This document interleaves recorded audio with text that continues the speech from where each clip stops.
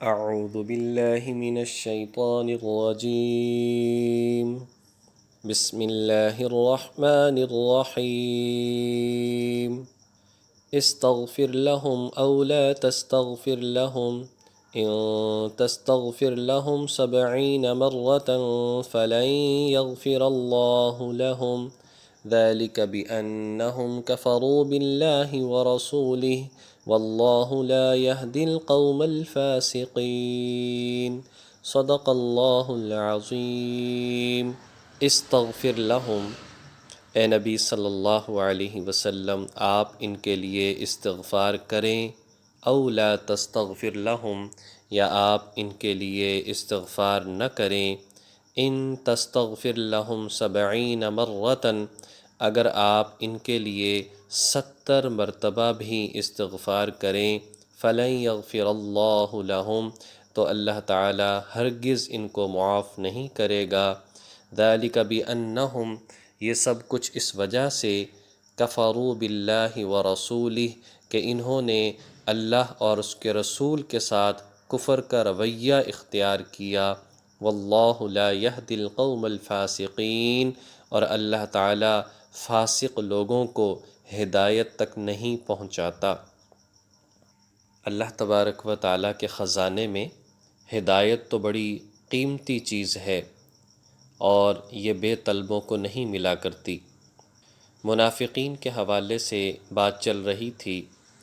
منافقوں کی تعداد کافی تھی، لیکن بعض ایسے تھے کہ سوائے اللہ تعالیٰ کے ان کے بارے میں کوئی نہیں جانتا تھا، جیسا کہ قرآن پاک میں ایک دوسری جگہ پر ہے، وَمِنْ أَهْلِ الْمَدِينَةِ مَرَضُوا عَلَى النِّفَاقِ، کہ ان اہل مدینہ میں کچھ ایسے بھی ہیں جو منافقت پر اڑے ہوئے ہیں، لا تعلمہم نحن نعلمہم، اے مسلمانوں، اے نبی، تم ان کے بارے میں نہیں جانتے، صرف ہم ان کے بارے میں جانتے ہیں۔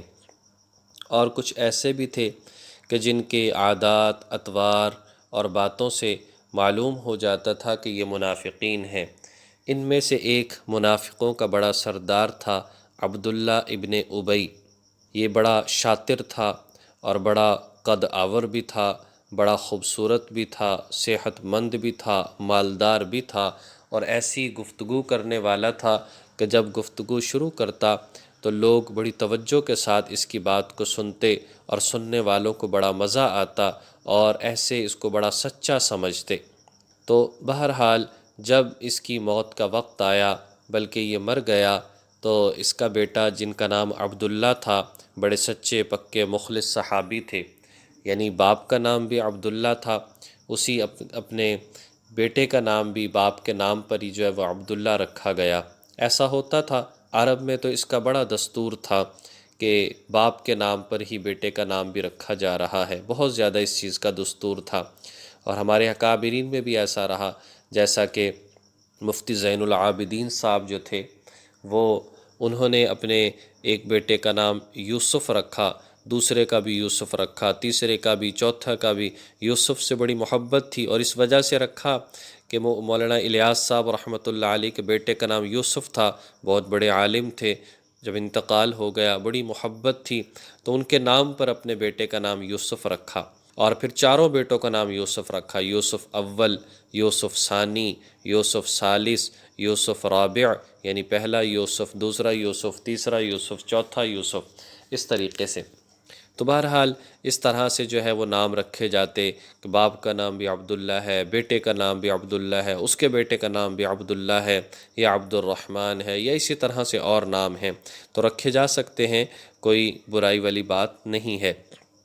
تو اس کا جو بیٹا ہے حضرت عبداللہ، یہ نبی صلی اللہ علیہ وسلم کے پاس آئے اور آ کر عرض کیا، یا رسول اللہ صلی اللہ علیہ وسلم، آخر یہ میرا باپ تھا، میں آپ سے گزارش کرتا ہوں، درخواست کرتا ہوں، کوئی حیلہ کیجئے، کوئی اس طرح سے راستہ نکالیے کہ ان کی بخشش ہو جائے۔ میں سمجھتا ہوں کہ میرا والد ٹھیک نہیں تھا، منافق تھا، لیکن کوئی ایسا راستہ نکل آئے کہ اس کی بخشش کا ذریعہ بن جائے۔ تو حضور علیہ السلام کو رحم آ گیا، آپ نے فرمایا کہ چلو یہ میرا کرتا ہے، یہ لے جاؤ، کفن کے طور پر اس کو بھی شامل کر لینا، اور اسی طریقے سے اس کا جنازہ بھی دیکھو میں خود پڑھاؤں گا۔ اور پھر نبی صلی اللہ علیہ وسلم گئے بھی، حضرت عمر رضی اللہ تعالی عنہ کہنے لگے یا رسول اللہ دیکھیں فلاں موقع پر اس نے یہ کیا، فلاں موقع پر ایسا کیا، اس نے غزوہ احد میں جو ہے لوگوں کو واپس لے گیا، اور اسی طریقے سے اس نے حضرت عائشہ رضی اللہ تعالی عنہا پر تہمت لگائی، اور غزوہ تبوک کے موقع پر اور دیگر معاملات میں بڑا ہی پریشان کیا۔ تو حضور صلی اللہ علیہ وسلم نے حضرت عمر رضی اللہ تعالیٰ عنہ کو ڈانٹ دیا اور کہا کہ تم کیا میرے اوپر مسلط ہو گئے ہو؟ بخاری شریف میں آتا ہے کہ چھوڑ دو میں تو جنازہ پڑھاؤں گا۔ تو حضرت عمر رضی اللہ تعالیٰ عنہ خاموش ہو گئے۔ اس کے بعد پھر جو ہے جب حضور علیہ السلام گئے تو اللہ تبارک و تعالیٰ نے یہ آیت نازل فرمائی اور فرمایا کہ اگر آپ ان کے لیے استغفار کریں گے، 70 مرتبہ بھی آپ استغفار کریں اور نماز جنازہ پڑھیں تو اللہ تعالیٰ پھر بھی انہیں معاف نہیں کرے گا۔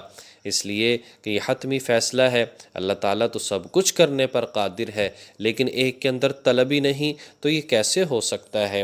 اور اسی طرح نبی صلی اللہ علیہ وسلم کے جو چچا تھے جناب ابو طالب، انتہائی محبت رکھنے والے، لیکن یہ ہے کہ اسلام قبول نہ کیا۔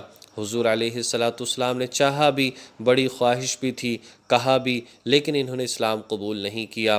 اللہ تبارک و تعالی نے قرآن کریم میں فرمایا کہ اے نبی صلی اللہ علیہ وسلم انک لا تہدی من احببت ولکن اللہ یہدی من یشاء، جس سے آپ محبت رکھتے ہیں ضروری نہیں کہ وہ ایمان لے آئے جب تک کہ اللہ تعالیٰ اس کو ہدایت نہ دے دے۔ تو یہ اللہ تبارک و تعالیٰ کے قبضہ قدرت میں ہے ہدایت۔ کوئی بھی ولی، کوئی بھی نبی، کوئی بھی ہستی جو ہے وہ اپنی مرضی سے کسی کو اسلام قبول نہیں کروا سکتی، اپنی مرضی سے کسی کو جنت میں داخل نہیں کروا سکتی، اپنی مرضی سے اس کی بخشش نہیں کروا سکتی۔ ان کے پاس بھی راستہ یہی ہے کہ وہ اللہ سے بخشش کی دعا کریں، پھر اللہ چاہے تو معاف کر دے، اللہ چاہے تو معاف نہ کرے۔ یہ ایک درجہ ہے نبی صلی اللہ علیہ وسلم کا، تمام مخلوقات میں سب سے اونچا اور بلند مقام ہے۔ لیکن بات تو یہ ہے ایک خالق ہے اور ایک مخلوق ہے، مخلوق کبھی خالق کے برابر نہیں ہو سکتی۔ یعنی یہ کہنا حضور اپنی مرضی سے جس کو چاہیں جنت میں داخل کر دیں، جس کو چاہیں دوزخ میں بھیج دیں، جو چاہیں کریں، ہر ایک کے لیے جو ہے آپ جیسے چاہیں کر سکتے ہیں، تو یہ بات درست نہیں ہے، ورنہ تو شفاعت ہی ختم ہو جاتی ہے۔ حضور علیہ السلام تو شفاعت کریں گے، اللہ اجازت دیں گے تو وہ سفارش کریں گے۔ تو اس وجہ سے اس بات کو سمجھنا چاہیے، اور ساری بات کا جو خلاصہ نکلتا ہے وہ یہ ہے کہ سچا پکا مخلص مسلمان ہو کر ہمیں جو ہے زندگی گزارنی چاہیے۔ اب ظاہر ہے دیکھیں کہ نبی صلی اللہ علیہ وسلم جنازہ پڑھا رہے ہیں، اور ظاہر ہے کہ صحابہ نے بھی پڑھا ہوگا، لیکن جو اللہ کی پکڑ میں آ جائے پھر اس کو کوئی بھی نہیں چھڑا سکتا۔ تو اس لیے ہمیں سنت کے مطابق اعمال کرنے چاہیے۔ کسی ولی، کسی بزرگ، اس کے ساتھ تعلق قائم کریں، بہت اچھی بات، لیکن یہ سمجھنا کہ بس اب کچھ کرنے کی ضرورت نہیں، یہی سب کچھ کروا دے گا تو یہ درست نہیں ہے۔ یہ سارے کے سارے سفارش کر سکتے ہیں، لیکن اللہ تعالیٰ کے حکم، اجازت اور مرضی سے۔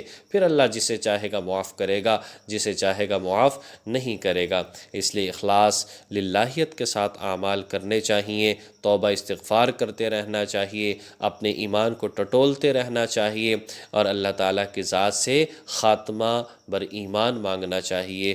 اللہ تبارک و تعالیٰ توفیق عمل نصیب فرمائے۔ وآخر دعوانا ان الحمد للہ رب العالمین۔